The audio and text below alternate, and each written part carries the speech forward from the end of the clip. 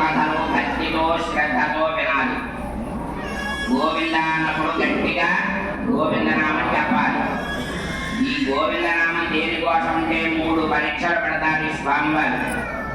సత్యనారాయణ స్వామి ఈ భక్తులంతా నా వ్రతం చేస్తున్నారు కదా, ఇందులో ఎంతమంది భక్తితో చేస్తున్నారు, ఎంతమంది మొక్కుబడికి చేస్తున్నారని స్వామి పెట్టే పరీక్షలు ఉంటాయి.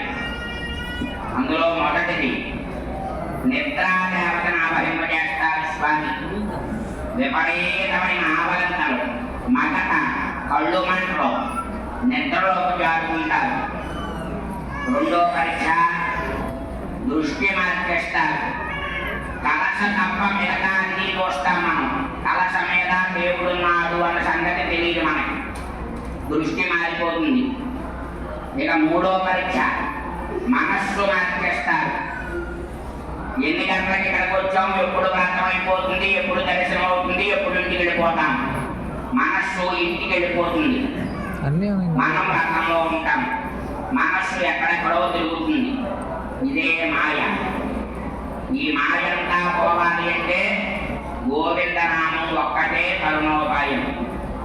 కలియుగంలో నామస్మరణ గొప్పది. అందువల్ల ఈ గోవిందనామం ఎవరైతే గట్టిగా అంటారో వాళ్ళకి 3 దోషాలు ఉండవు. అంచేత మీ చేత గోవింద గోవింద అని గట్టిగా అనిపిస్తూ ఉంటాం. అమ్మో వ్రతంలో ఉన్నామన్న సంగతి మనకు గుర్తుకొస్తుంది.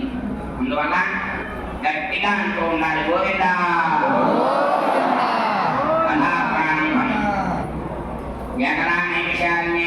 శ్రవణకాదయ అపరచోర్మయ సర్వే సూతం పౌరాణికం ఖలు. పూర్వకాలమున నైమిషము అనే మహారణ్యంలో శౌనకాది ఋషులు తపస్సు చేస్తూ ఉండగా మహాపండితుడైనటువంటి సూత మహర్షి అక్కడికి వచ్చారు.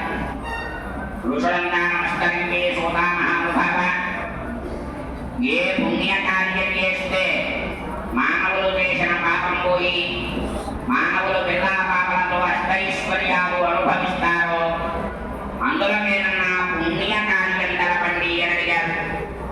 అప్పుడు సూత మహర్షి చెబుతున్నారు, ఋషులారా, సత్యనారాయణ వ్రతం అనే దుర్లభమైన ఒక పుణ్యకార్యం ఉంది. సత్యనారాయణ వ్రతం కనుక చేస్తే మానవులు చేసిన పాపాలన్నీ పోతాయి. మానవులు పిల్లా పాపలతో అష్టైశ్వర్యాలు సిరి సంపదలు పొందుతారు.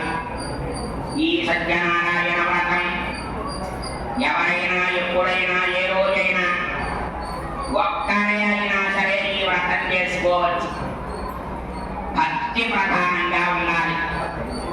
సత్యనారాయణ వ్రతం చేయాలంటే మాఘమాసము, వైశాఖ మాసము, కార్తీక మాసము, శ్రావణ మాసాలు, ఏకాదశి, పౌర్ణమి, సంక్రాంతి, శనివారం, ఆదివారం, కార్తీక సోమవారం, ఆయా వారాల్లో కానీ ఆయా రోజుల్లో కానీ ఆయా మాసాల్లో కానీ సత్యదేవుడి వ్రతం చేస్తే అనంతమైన పుణ్యం.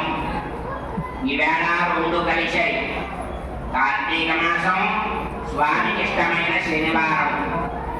ఈ 2 కలిసిన రోజు వ్రతం చేయడం అనంతమైనటువంటి ఫలితం. సత్యనారాయణ వ్రతం చేయాలి అంటే తలస్నానం చేయాలి. కొత్త బట్టలు కానీ పట్టు బట్టలు కానీ కట్టుకోవాలి. విఘ్నేశ్వర పూజ, నవగ్రహ పూజ చేసుకోవాలి. కలశంపై సత్యదేవుడు